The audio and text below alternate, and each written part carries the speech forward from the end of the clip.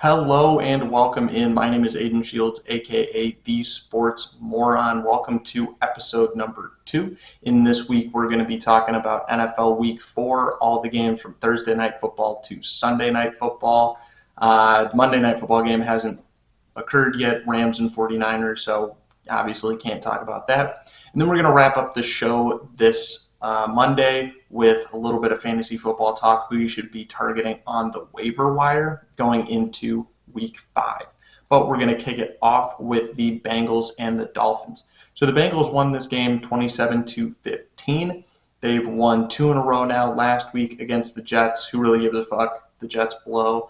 But they won against the Dolphins this week. They are a contender. Last week I had them ranked number 2 in the power rankings, and it was a much needed win. I think it's going to boost the Bengals' confidence quite a bit, knowing that they can beat legitimate good teams. And that's something that they really struggled with in the first 2 weeks. Now, they cleaned up a lot of things from those first 2 weeks in weeks 3 and weeks 4. Namely, protecting Joe Burrow. He's a national treasure. Let's keep him upright at all costs. The offensive line, in terms of pass protection at the very least, is playing very well.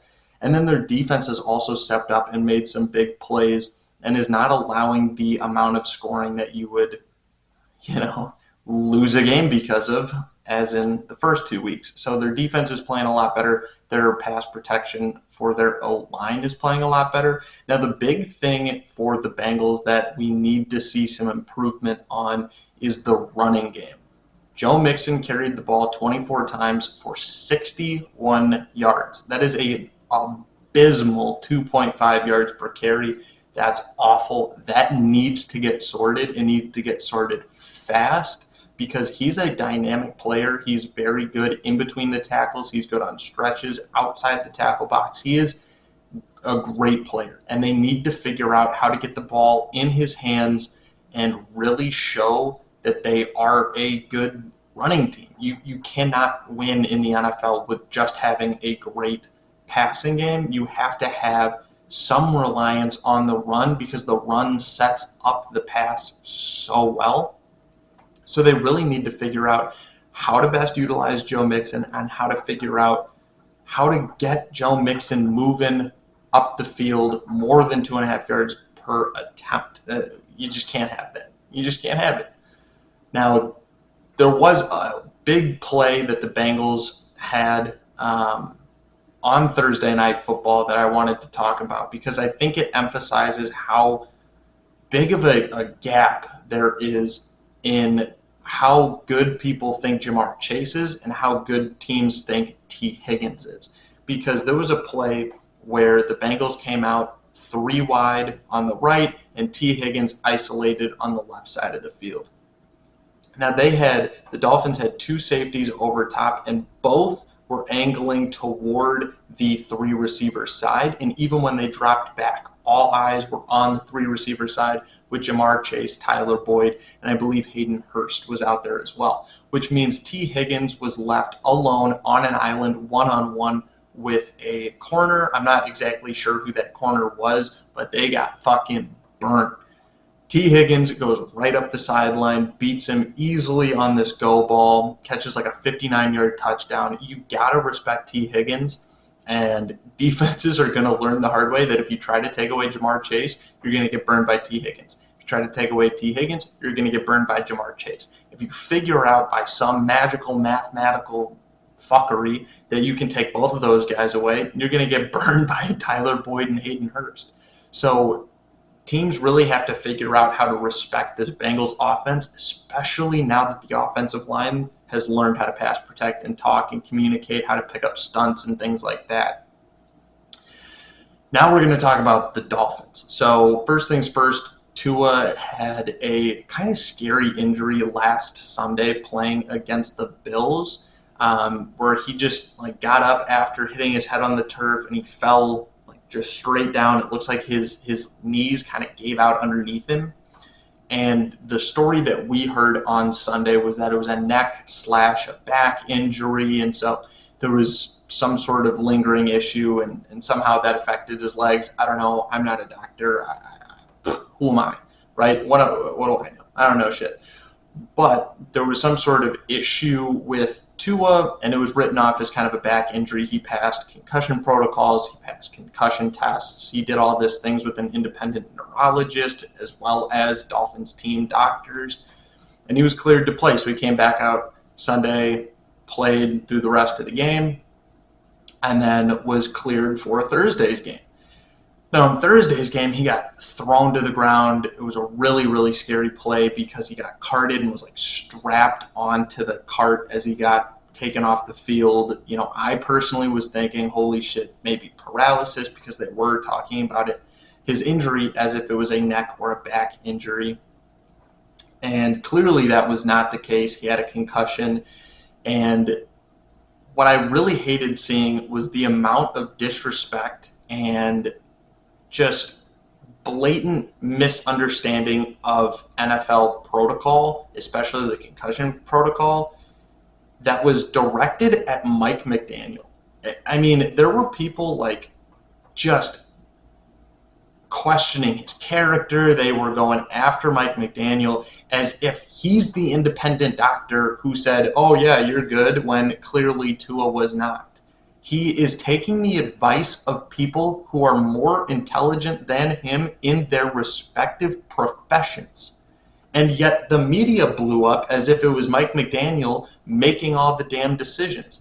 And it was just so much ignorance that it pissed me off to like an unimaginable degree. People who don't understand what the NFL concussion protocols are should not have any opinion on how they are then enforced. And then to blame somebody who is not involved in the diagnosing of a concussion should not be then held liable for a doctor's miss. Like, you can't do that. You can't just blame Mike McDaniel because you don't understand the concussion protocol and you're going to throw this big fucking hissy fit over something that you're ignorant about. And to see people genuinely questioning Mike McDaniel's character when you know that he's not the one making the decision, or you should know he's not the one making it's infuriating.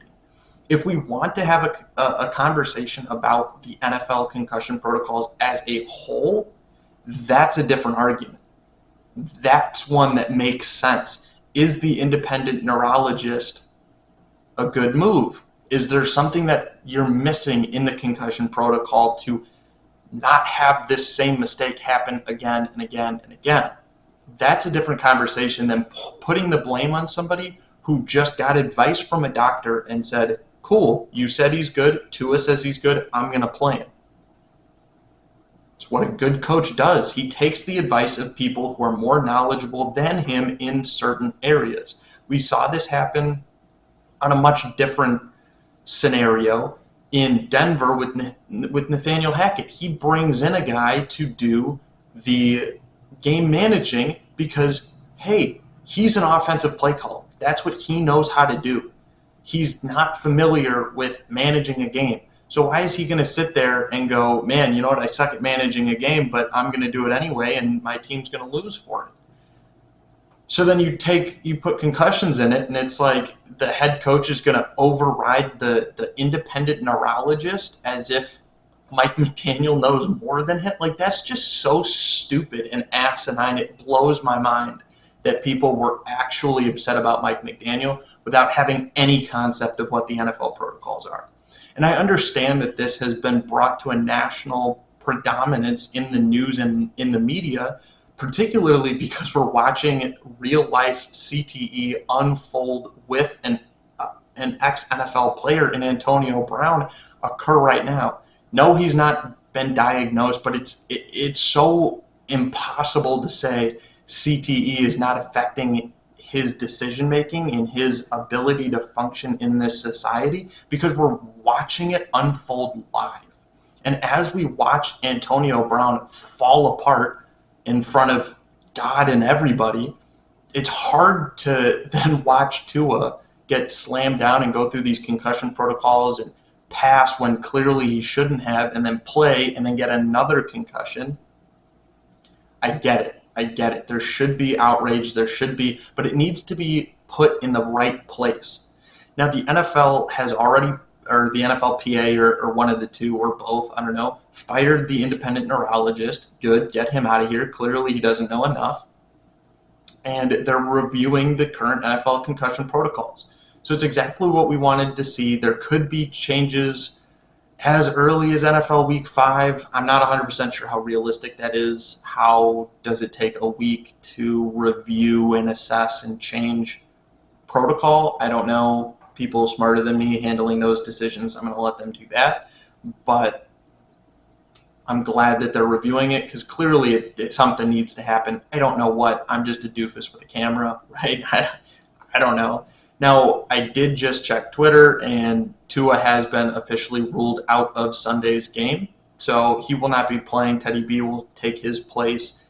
I'm concerned about that. I don't think the Dolphins are going to win with Teddy B at quarterback. He played okay on Thursday, but okay ain't going to win you many games.